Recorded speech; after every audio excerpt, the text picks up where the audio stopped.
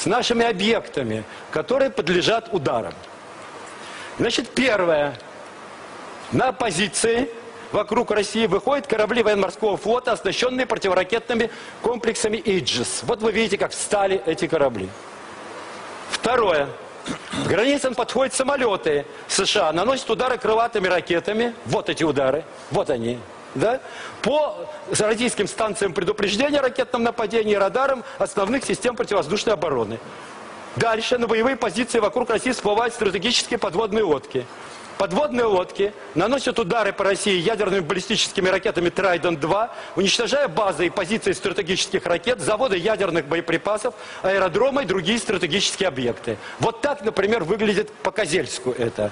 Теперь что происходит по Козельску? Да?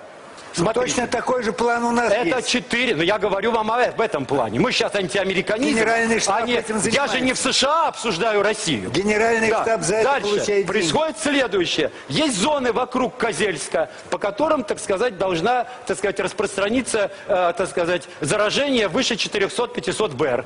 Вот зоны по другим объектам, которые надо подавить. Суммарная зона, которые, это уже прямо говорится, в случае этой ядерной войны, 8-12 миллионов. Единственное, что надо сделать, это этого избежать, да?